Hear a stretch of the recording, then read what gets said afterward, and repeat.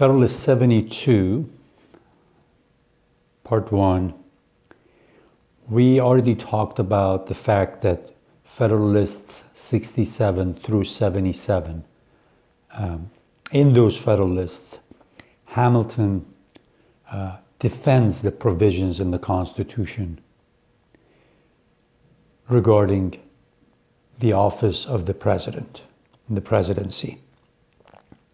In the last paper, 71, he defended the fact that in the Constitution, according to the Constitution, the president gets elected for a 4-year term of service. Here, he's going to defend the fact that in the Constitution, according to the Constitution, he can be re-eligible for more terms of service. He can go up for election again and try to get re-elected. And he says all those anti-federalists that are criticizing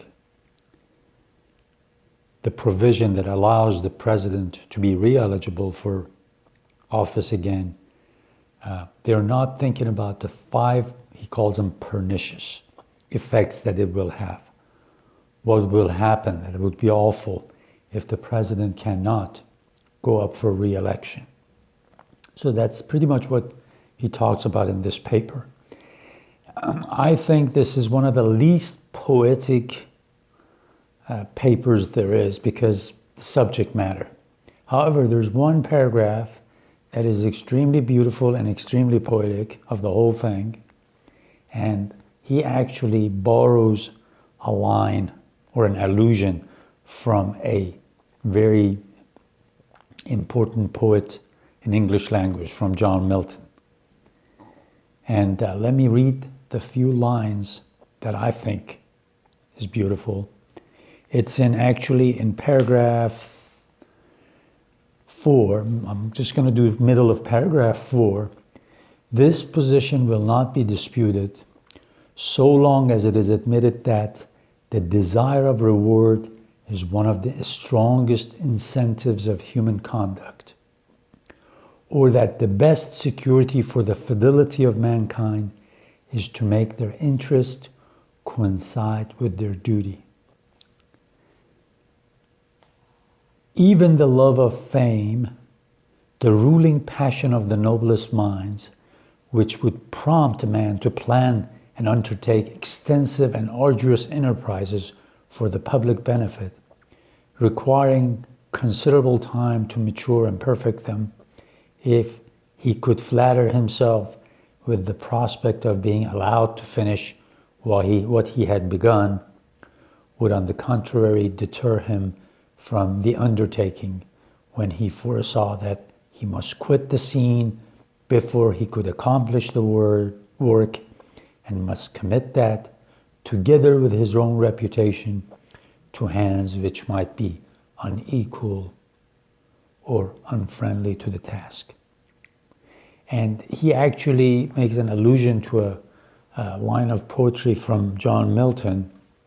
The reason I wanted to actually share that with you, there's a book that I read when I just started reading about the founding of the United States. And I've probably shown this to you before, but it's a very good book. It's a series of essays, Fame and the Founding Fathers, by Douglas Adair.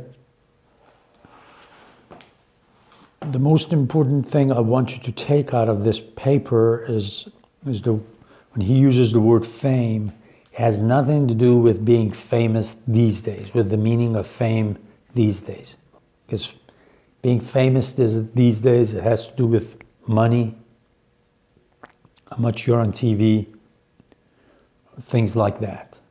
Nothing long-lasting, nothing of consequence, culturally, civilizationally, nothing. But back then, there were people like state builders, like poets, like major philosophers, major writers. They wanted to leave something behind that the rest of mankind would benefit from. This is what he's talking about. He says, if you take the re-eligibility away from the president. If you tell him one term, that's it, then you do 5 awful things, 5 pernicious things take place.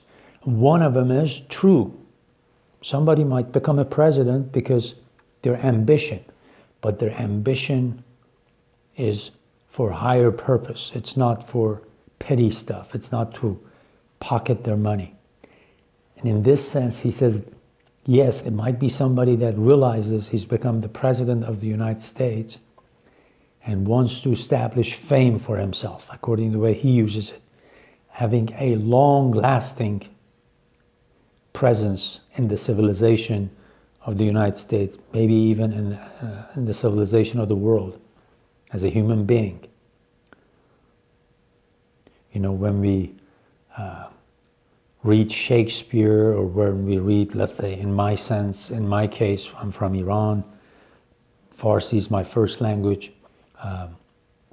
When I read somebody like Maulana, Rumi, Hafiz, Saadi, Ferdowsi, all these other great poets, these are gifts to humanity. These are just not, they just don't belong to Iranians or Afghans or other Farsi speakers or Tajiks.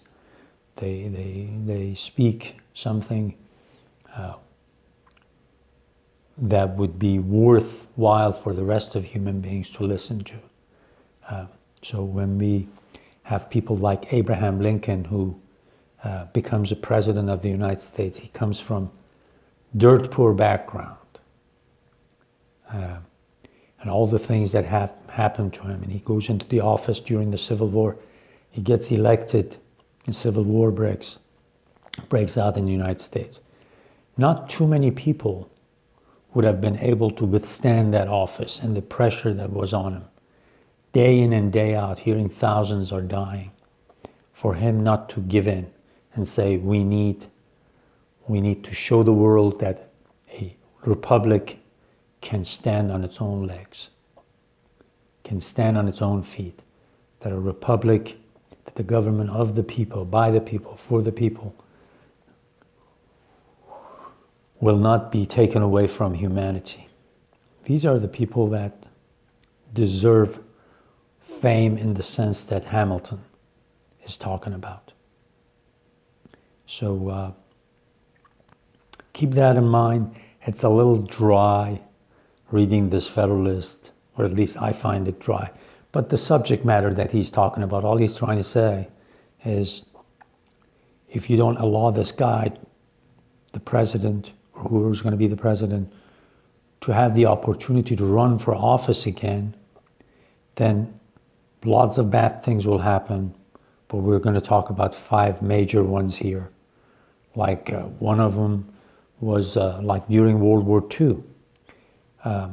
FDR had got elected, Franklin Delano Roosevelt, to office in 1932.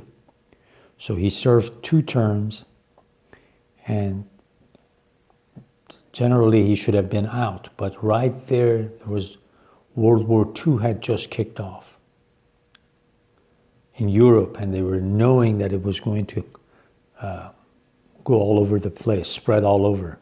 So that's the time that they decided to keep him in office, give him another chance, re-elect him. And I really think it was important that he became president of the United States. Because personally, I think him coming from a very wealthy background and then being inflicted with polio, and then realizing what it means to come from a wealthy background, and then all of a sudden, for your physical needs, you need other people's help.